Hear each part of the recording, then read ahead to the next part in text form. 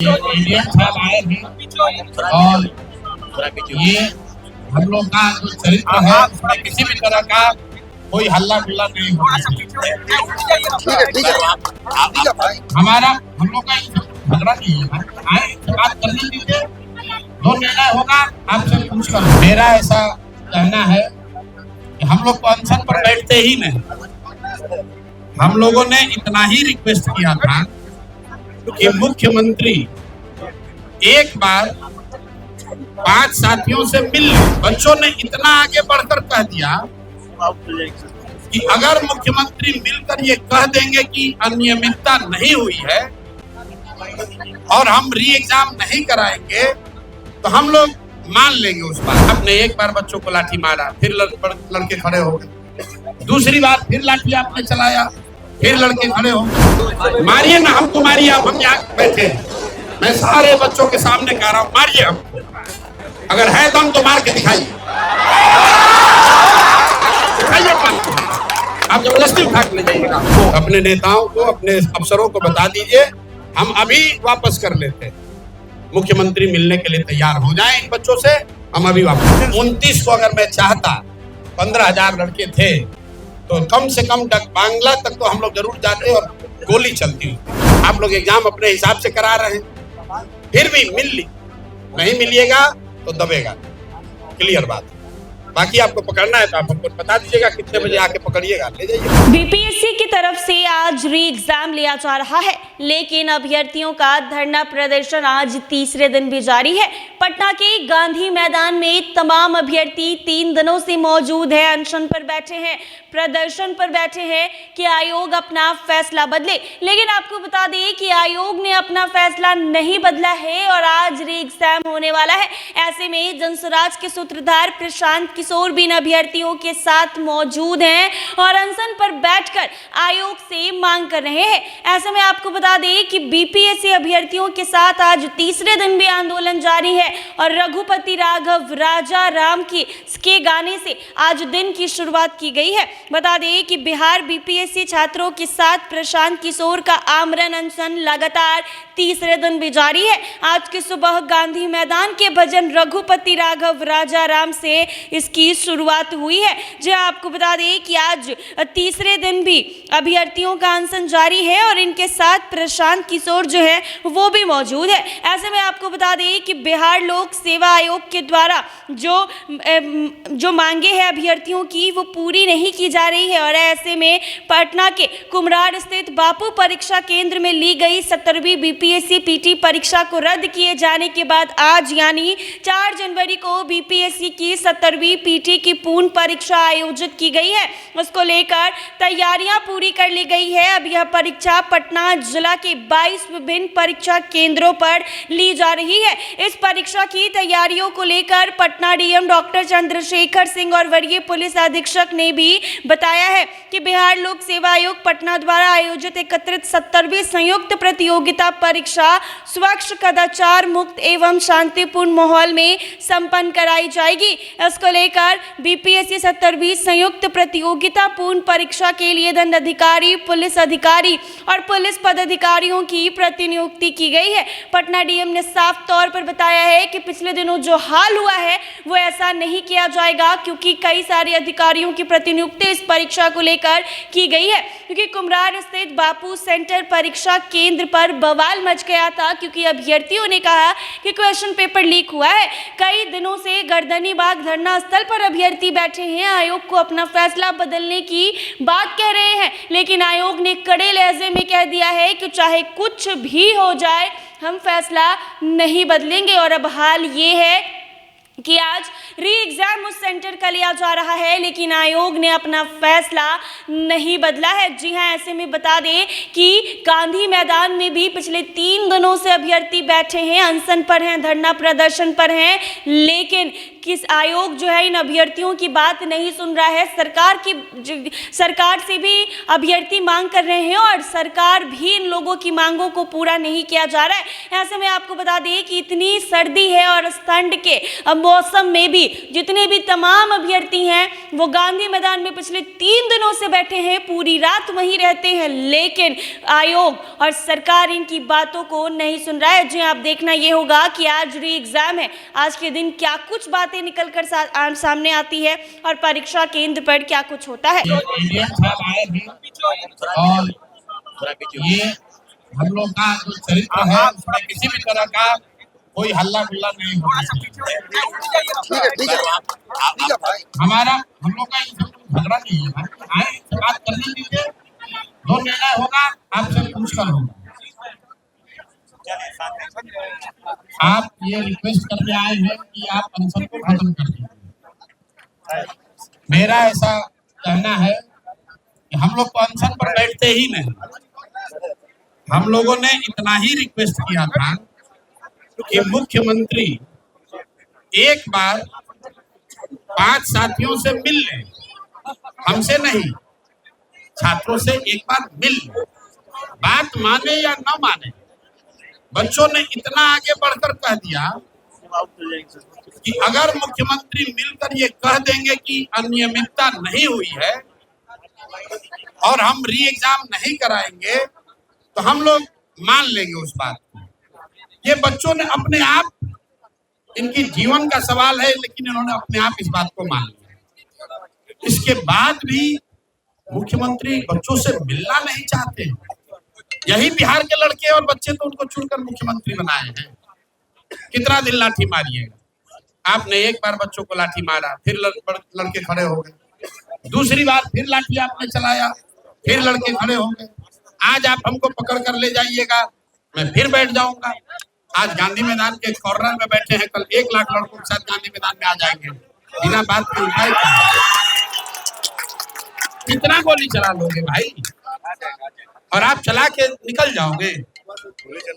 नहीं, आप देखिए, मैं जब उस दिन यहाँ से चला गया था तब आपके एक प्रशासनिक अफसर ने जो बात कही कि आपका नेता भाग गया, ये बहुत गलत बात है, बहुत गलत बात है। देखिए, मैंने बहुत सरकारों को देखा है और जो अभी आका बैठे हुए आपके 15 में हमने मदद नहीं की होती तो कहानी उनका खत्म हो गया होती। ये रुआब हमको ना दिखाएं। हम आपसे हाथ जोड़कर उस दिन कहे थे, 5 बच्चे मुख्य सचिव से मिल रहे हैं, हम अपने से वहां से उठकर चले गए। उसके बाद पुलिस कहती है कि आपका नेता भाग गया और उसके बाद आपने बच्चों को मारा है। किसको हक दिया? किसने हक दिया आपको मारने? मारिए ना, हमको मारिए। हम यहाँ बैठे हैं, मैं सारे बच्चों के सामने कह रहा हूँ, मारिए हमको। अगर है दम तो मार के दिखाइए। आप जबरदस्ती उठा के ले जाइएगा हमको। कहाँ ले जाइएगा? कहाँ ले जाइएगा हमको? नहीं, आप अपील कर रहे हैं, हम भी तो आपसे अपील कर रहे हैं। ये बच्चे 15 दिन से बैठे हुए हैं, एक बार मुख्यमंत्री से मिल लेने में क्या दिक्कत है? इतना अहंकार? इन्हीं बच्चों के वोट से तो वहां बैठे हो भाई, मिलने का अधिकार नहीं। आप क्या अपील कर रहे हैं? हम लोग ये नहीं कह रहे हैं कि आप हमारी बात मान लीजिए, हम लोग ये कह रहे हैं कि बच्चों से मिल लीजिए। इसमें कौन सा गुनाह कर रहे हैं? मीडिया के सामने करिए, कौन सा अलोकतांत्रिक चीज मानी जा रही है? अरे भाई, मुख्यमंत्री, किसी ने मुझे बताया कि मुख्यमंत्री कह रहे हैं इतना किससे मिले? अरे भाई, तुम 10 से मिल लो। प्रशासन का इतना तंत्र है, आप लोग चलाते हैं। हम क्यों माइक पर बोल रहे बता रहे हैं? क्योंकि उस दिन मैंने एसपी को कहा था और माइक मेरे पास नहीं था और एसपी ने गलत वहां पर बोला कि आपके नेता भाग गए। हमने एसपी को कहा था कि बच्चों को कुछ मत कीजिए, हम वापस जा रहे हैं, बच्चे अपने आप उठ जाएंगे। इसलिए मैं माइक पर बोल रहा हूँ, क्योंकि कोई कंफ्यूजन नहीं चाहता हूं मैं। हमने जाकर एसपी को थैंक यू कहा कि आप संयम से आप रहे, संयम से हम रहे, किसी बच्चे को लाठी नहीं पड़ी।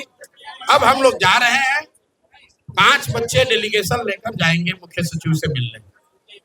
भाई, हम आज तक जीवन में धरना प्रदर्शन नहीं किए, क्यों आप लोग ऐसा कर रहे हैं?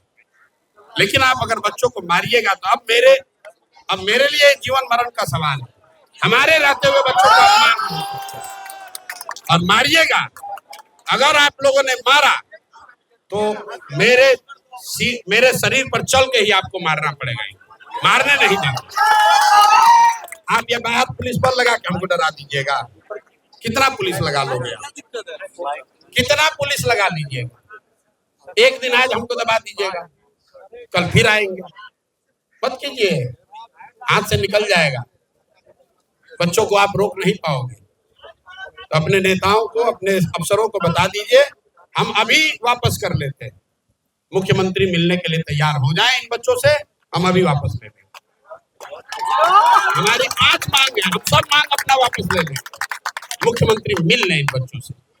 आप लोग कह रहे हैं कि यहाँ पर बैठे इलीगल है, चलिए कोर्ट में हमसे लड़के दिखाइए जरा। कोर्ट ने कहा है धरना इलीगल है। मैं अनशन पर बैठा हूँ और आपके यहाँ जितने कानूनविद हैं उनसे कम कानून की समझ हमको नहीं है। आपको अधिकार नहीं है किसी पर लाठी चलाने का मेरे भाई। किसी बच्चे पर लाठी मत चलाइए।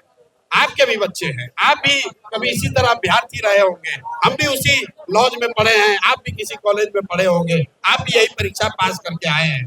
क्यों मारते हैं बच्चों को भाई? ये कोई अपराधी थोड़ी ना है। यहाँ शराब माफिया, बालू माफिया घूम रहा है, उसको आप लोग सलाम ठोक रहे हैं और बच्चों पर लाठी चला रहे हैं। ऐसा मत कीजिए। आपके सामने नहीं, ये मत कीजिए सब आप लोग। आपको जिम्मेवारी प्रशासन से दी गई है, मैं आपका सम्मान करता हूँ। आप आए हैं, हम लोग बिल्कुल कोई एक शब्द नहीं बोलेंगे।